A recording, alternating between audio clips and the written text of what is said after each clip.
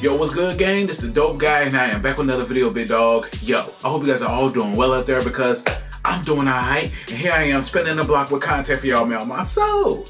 Yo, today's video, we got the entire history of the Champions League. Yo, I did the entire history of the World Cup, man. Shout out to the subscriber who suggested I check out this video. You know what I'm saying? Shout out to everybody in Europe, man. All the football players, everybody, man. The GOATs, the legends, everybody, man. From day one to where we are currently. Shout out to y'all, man. I can't wait to learn the history of the Champions League. You know what I'm saying? I know of it, but I don't know much about it. So I cannot wait to tap into this video. But before we do that, subscribe to the Dope Guy, the way to get notifications every time I upload, and from right here on Snapchat and Instagram right across the bottom screen.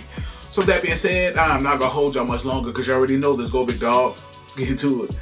Yes, sir, Ski. Champions League was like almost a century ago, and this is what it looks like today. So, how did we get here? Tap in. Well, it all started in 1954, when the English club Wolverhampton Wanderers beat Hungarian team Honvéd in a competition known as the Mitropa Cup. This victory led the English press to hail Wolverhampton as the champions of the world, but this just wasn't the case. This Mitropa Cup wasn't a serious competition, with few games being played and a small selection of teams in the tournament. After seeing these headlines, Hungarian reporter Gabriel Hanna just had enough, and he called for a Europe-wide competition to really figure out who was the best team. He brought this idea to UEFA, and just like that, the Champions League was born. Now, the story of the Champions League has 10 parts to it, like the saddest day in Champions League history that saw all English clubs get banned for 6 years. Damn. We're even going to talk about the future of the Champions League, because they want to remove the group stages and turn the Champions League into a Super League. But let's start from the first season. 16 teams, each champion of their own respective nations, came together to take part in the first edition of the Champions League. The format of this competition was very different to the Champions League we know today. There were no group stages, meaning it was a straight knockout tournament. Extra time and penalties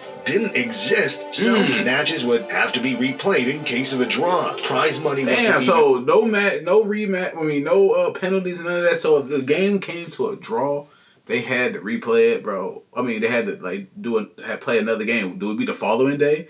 That seems exhausting if it is. So, clubs just played for passion and prestige, and last of all, it wouldn't be called Champions League for a couple more decades, so for now, it was known as the European Cup. Now, let's talk football. Who won the first edition? Real Madrid. But they didn't stop there, because they won the second, the third, the fourth, and the fifth seasons of it. This Real Madrid dominance was spearheaded by two legendary players, Ferenc Puskás, who scored a hat-trick in the 1960 final, and Alfredo Di Stefano, who scored 2 final hat-tricks in 1958 and also in 1960. This 1960 final saw Real Madrid defeat Frankfurt 7-3, which, to this day, still remains the highest scoring final ever. But Real Madrid weren't the only super team in this period, because there were a couple more clubs who were ready to write their names in history. The next 2 titles went to Benfica with the help of Eusebio, as they defeated Barcelona and Real Madrid in back-to-back finals. But they would soon find out what Italian football had to offer, because AC Milan and Inter Milan would take home the next 3 titles. This Inter Milan team, led by manager Helenio Herrera, was famous for its defensive catenaccio tactics, which literally means to bolt the door shut. As this era came to an end, Real Madrid would get one last hurrah, defeating Partizan in the 1966 final, marking the end of this Real Madrid domination, with Puskás retiring and Di Stefano having retired a couple seasons earlier. But the Champions League was changing fast, with new rules in place and new teams who were ready to conquer Europe. 1967 was an important year for the European Cup, as extra time and penalty shootouts were introduced, just adding to the drama of it all. This meant that replays were removed, and the away goal rule was introduced, so if no replays in a draw after both legs, the team with the most away goals would go through. This era saw new teams rise to the top. Celtic took home the trophy in 1967, making them the first British club to achieve European glory. The year after, after that, Manchester United beat Eusebio's Benfica 4-1 in the final. This Man United victory meant more than just a trophy, because 10 years earlier, this same team was involved in a plane crash, killing 8 of their players, meaning in just a decade, they rebuilt and fought their way to the top of football once again, thanks to players like George Best and Bobby Charlton. The next 2 years would see both AC Milan and Feyenoord lift the trophy, but the world was about to witness the start of 2 European powerhouses, Ajax and Bayern Munich. In 1970, there was a 24-year-old Dutchman playing in Ajax who was ready to take over football. He was breaking, he's breaking ankles with them. He was tapping their ankles, bro, crossing them up. Dutchman playing in Ajax who was ready to take over football, and his name was Johan Cruyff. He led this Ajax team to 3 Champions League victories in a row, where the world got to witness a new style of play called total football. This was sexy football, with dynamic positions and a fluid play style that focused on attack and high pressing. In the 3rd year of their 3-year in a row, they beat out Juventus 1-0 in the final, and this was significant for Juventus as it was the start of a tradition they still hold today. This was the tradition of bottling the final, as they have the most final defeats in the competition history. They're like a European Tottenham Hotspur. Now, after seeing Ajax's hat-trick of Champions Leagues, Bayern Munich got jealous. So they just went and did the same thing, with the colossal Franz Beckenbauer at the back and the lethal Gerd Müller up front. Bayern defeated Atletico Madrid, Leeds United, and Saint Etienne to complete their own three-peat. But unlike Ajax, Bayern Munich's success was built on a rock solid. It was a couple of teams. They were just having their way winning them European Cups, bro. Having 3-peats and winning 5 years in a row. The first 5 years of the season, Real Madrid was going crazy. Defense, as they barely conceded any goals and would often catch teams out on the counterattack. But at the same time, English clubs were cooking, as they were ready to put an end to the German dominance of Bayern Munich and were about to take over European football.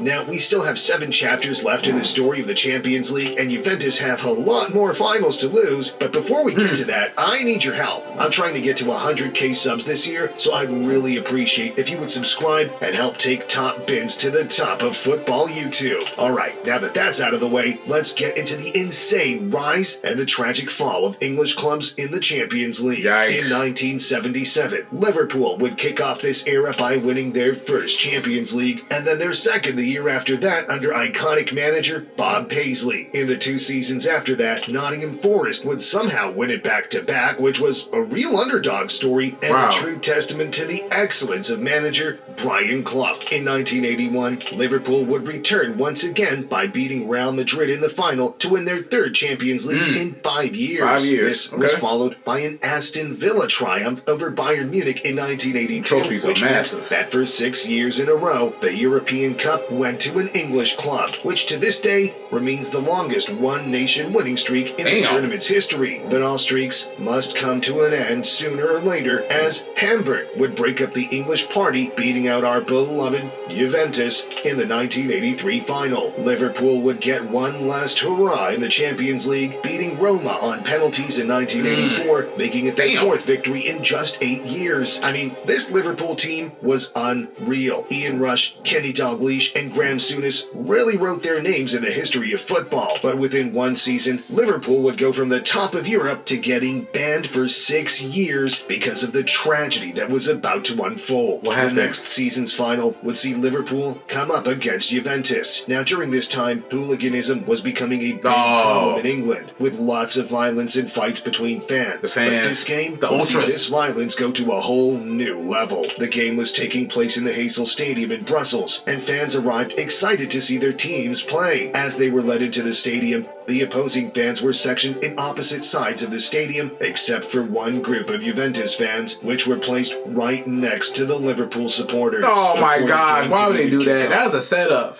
That is a setup, bro. See, damn, they called them hooligans. See, why can't y'all motherfuckers just go and enjoy the game, man? I understand being competitive, but all that fighting, that's just unnecessary. Y'all be out of The pocket. Liverpool fans started throwing Yeah, the objects ultras. and flares at the Juventus fans. Some fans also jumped the fence that was separating the supporters and started fighting. These Juve fans tried to escape this section with the fear of what might happen to them, but with all the fans rushing to the bottom of the stand to get away, the stadium couldn't withstand all that pressure, and the wall collapsed just like that. 39 people lost their lives, with the youngest victim being just an 11-year-old boy. Damn. 600 other fans suffered injuries, but managed to recover from them. Now, despite all this happening, the officials decided to allow the final to be played out, with the fear that canceling it would just make the situation worse. Yeah. Juventus beat Liverpool 1-0 in a game that was surrounded in tragedy. This was the last straw for UEFA, as they banned all English clubs from the competition for 5 years. Damn. Liverpool were banned for 6 years, and this era of English dominance came to a tragic end. All because of that? Now- Because of the whole... Damn, man, that is crazy. Why? Because they continue. I guess because they continued the game during all that tragic stuff going on. I don't know, but damn, bro. So they got punished for that. I'll be pissed off. Following the Hazel disaster, UEFA had to make some changes That's and up crazy. their safety standards big time by ensuring all stadiums were fit to host football matches safely. The ban on all English clubs meant there was room for new teams to rise to the top of Europe. And that's exactly what happened with the most unlikely of winners in Romanian club FCSB beating Barcelona And on penalty penalties shootout. in 1985. Porto and then PSV took home the next 2 titles, making for some great underdog stories. But AC Milan were ready to take over Europe once again. They won back-to-back Champions League titles with one of Europe's greatest ever teams. Maldini, Rijkaard, Van Basten, and Gullit meant nothing could stop the Italian giants. Belgrade actually managed to win it the year that followed, which was yet another underdog story in this period, but to end the era off, Johan Cruyff returned to Europe, but this time he came as a manager with Barcelona, beating Sampdoria in the 1992 final. This Barca team had a couple of icons like Ronald Koeman, Michael Laudrup, and Pep Guardiola, but you're gonna hear a lot more about Guardiola pretty soon. Now, this year was a turning point in European football because in 1993, the European Cup was finally going to transform and become the Champions League.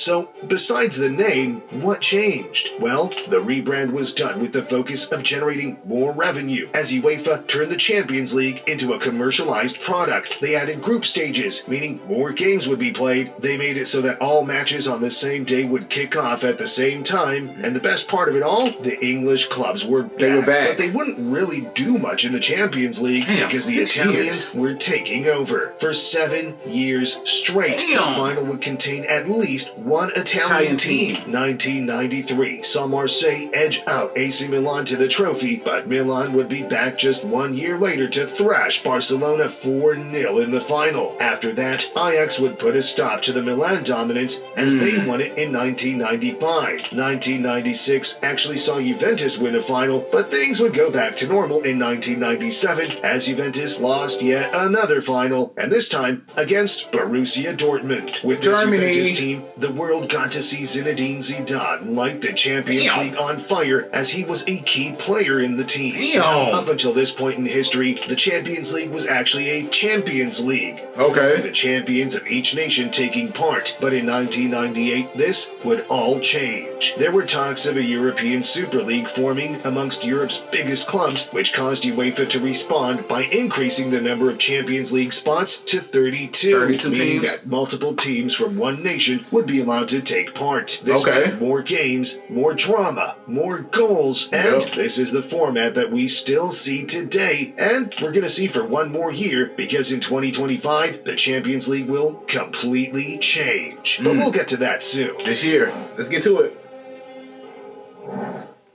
Now, this era kicked off with the return of European royalty. Right. Real Madrid would win the Champions They were League back. in 3 out of the next 6 years with a ridiculous team. I'm talking Raul, Roberto Carlos, Luis Figo, and Zidane, who had just made the move from Juventus because he actually wanted to win a final for once. And he didn't just win, he won in style with probably the greatest final goal in the competition's history. That was a crazy kick. That was a crazy kick. With probably the greatest final goal in the competition's history. In 1999, we also saw Manchester United return by scoring two 90th-minute goals against Bayern Munich to win Sir Alex Ferguson his first Champions League trophy in the most dramatic way possible.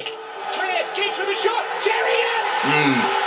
Beckham, into Sheringham, and Solskjaer has won it! Despite this, Bayern bounced back a couple years later thanks to the heroics of goalkeeper Oliver Kahn as they beat Valencia to the trophy in a penalty shootout. Pellegrino, denied by Kahn!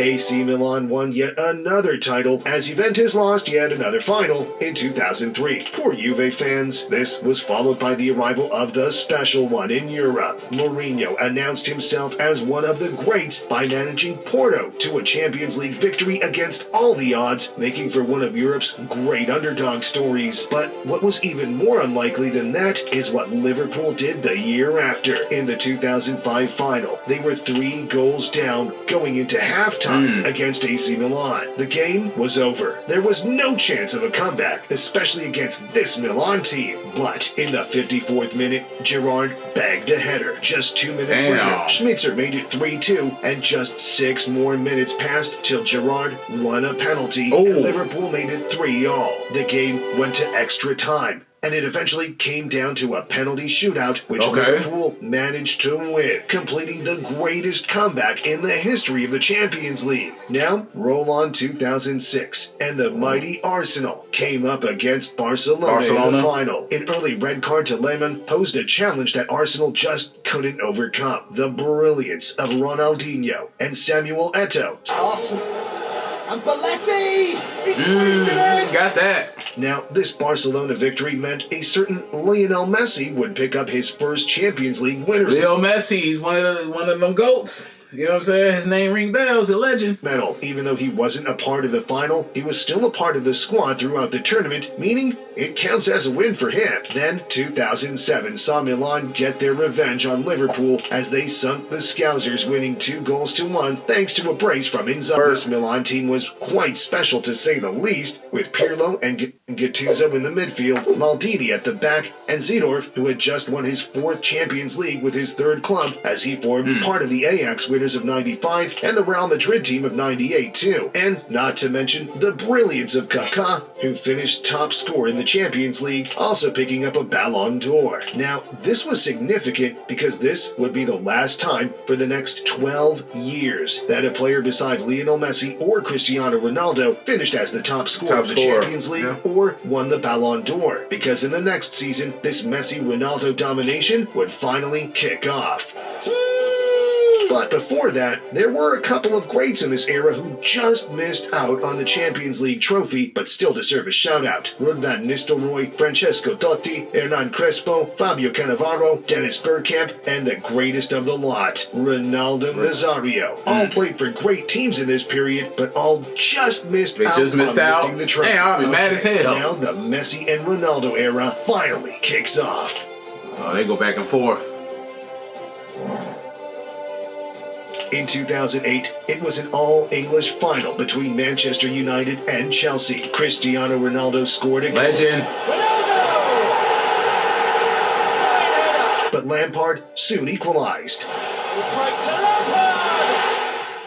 After the 90 minutes, it was still 1-1. The game went to penalties, where Ronaldo stepped up and missed. Ronaldo in the shootout with a stutter. He hesitated. Damn. But by a stroke of luck, John Terry missed the penalty that would have sealed it for Bro, Chelsea. how the hell? Bro, by a hold stroke on. of luck, John Terry missed... Oh, man, that is critical. Damn, that's critical, G. the penalty that That's would have critical. sealed it for Chelsea, meaning That's Manchester gut wrenching. United would lift the third Champions League in their club's history, and Ronaldo would lift his first one. This United team wasn't all Ronaldo, though. The likes of Rooney, Scholes, Giggs, Ferdinand, and Vidic all helped make this United team great. But just 1 year later, Ronaldo and United would go from champions to runners-up, as Lionel Messi, with the help of some greats like Henry, Iniesta, and Xavi, would sink United 2-0 under the management of Pep Guardiola. But I have to highlight a specific game in this year's Champions League, and that's the second leg of the banner. The Chelsea players just couldn't believe what was happening. But that's football. Sometimes these things happen, I guess. Now, the next season would see Messi and Ronaldo take a break from the final, as Jose Mourinho was back in the headlines with Inter Milan beating Bayern Munich thanks to a brace from Milito. Roll on 2011, and it's deja vu, with Barcelona against United once again, and Lionel Messi scoring to sink Man United once again. Lionel Messi! Chelsea finally got their trophy in 2012, beating Bayern Munich on penalties. But against Neuer, a new name on the Why he just fall like that? Oh against shit. Neuer, a new name on the trophy. Okay, Damn. now 2014 was a crazy year in the Champions League. Ronaldo scored 17 goals this year, breaking the record for the most goals scored in a single Champions League season, Fire. which used to be 14 by Messi. And this final was dramatic, to say the least. A Madrid derby, where Real Madrid went on to obliterate Atleti with 3 extra time goals from Bale, Marcelo.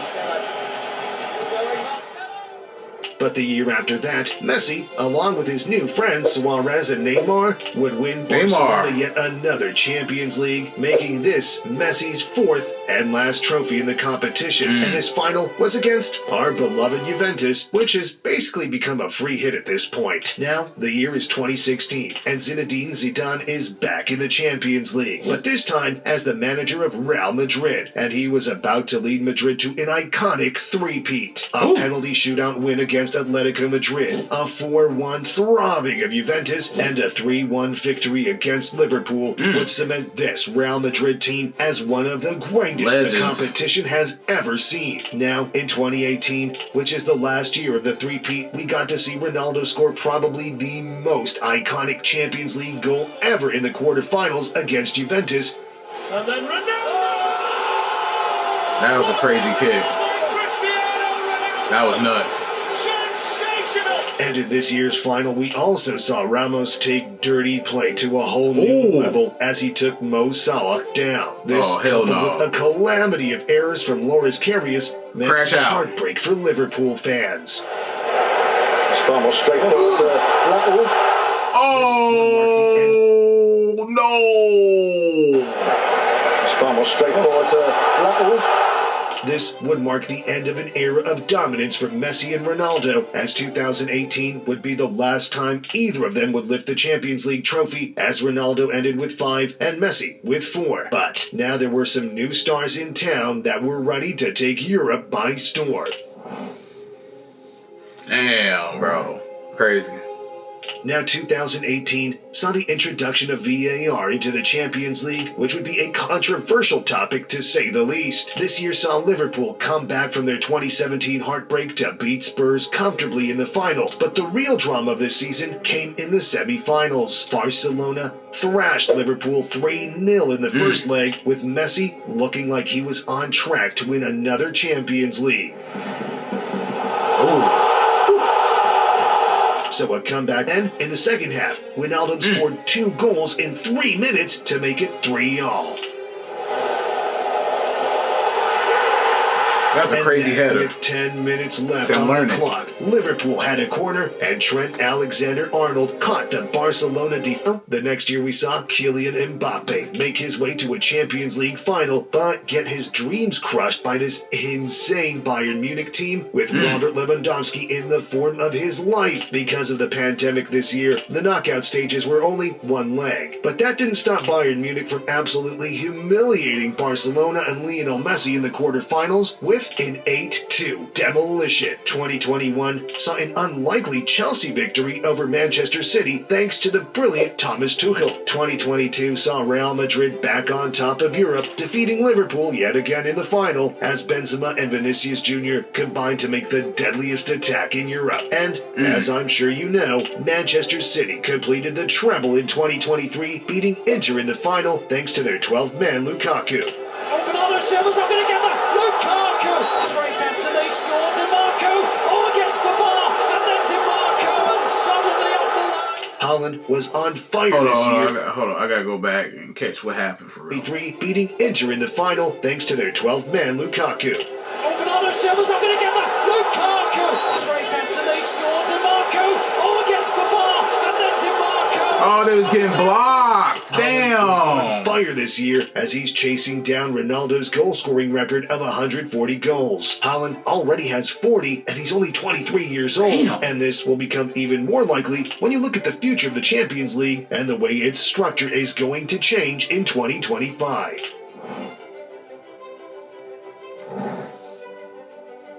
UEFA have announced that they'll be increasing the number of teams from 32 to 36 and also remove the group stage format entirely by adding a league where the top 8 teams will qualify for the knockout stages and the rest will give a playoff match against each other. Now, what does this mean for the clubs? Well, this is being done with money in mind because more games will be played, meaning more money for the big clubs. The extra spots will not be given to the smaller European leagues. Instead, they'll be given to the so-called top performers in Europe, which will most likely be a Premier League club and another one from the top of Italy, Spain, or Germany. This helps to keep the big clubs in the competition, which just seems a bit too much like the Super League that was in talks a couple of years ago. With the future of the competition, Look at that, man. Look at that fan base. What is for sure is that the next generation of football players is bright, with the likes of Haaland, Bellingham, Mbappe, and Vinicius taking over big football dogs and looking to break all records except one. That would be Juve's unbreakable record of 7 final defeats. Maybe they'll make it 8 soon. Damn. Who wants to lose 7 times? Shit. Damn. If you want your club to win the Champions League, you should really watch. Oh, man. Shout out to Top Benz, man. Learning about the history of the Champions League. Very informative. Damn, to lose 7 times is nasty work, man. I don't. That's one record you don't want. Losing 7, opportunity to win 7 Champions League trophies, bro. Hell no. That is crazy work. But yo, man, just learning about the history. You know what I'm saying? I don't know. I'm really tapped in with the sport, man. Super dope. The World Cup will be in North America next year. Man, I gotta tap in, man. Who I gotta talk to, man. I want to vlog. I want to do all that good stuff, man. I want to tap in and go to a game, man, for real. Or travel overseas to Europe and watch a game live in person. I just want to be a part of all the festivities and just enjoy the vibes, man. Just be really in tune with the sport, man. Shout out to all my big dogs who've been supporting me, recommending me videos. I appreciate it. Shout out to the subscriber who suggests I check out this video. I appreciate you, big dog. I spent the block, saw your comment. Here I am, bro. Hope you enjoyed the reaction to this video. If you enjoyed my reaction, please give me a thumbs up. Subscribe to the Dope Guy Big Dog. Hit the notification bell whenever I upload from right here on Snapchat and Instagram right across the bottom screen. Any other videos you may check out, please comment to this video, my other videos. Leave likes and comments on all my videos to help grow the channel, help with the algorithm for sure. Any more videos you may check out, leave a comment in the comment section below. No, I got you. I'm gonna spin the block. But yeah, man, this is the Dope Guy and I am out. Yes, sir.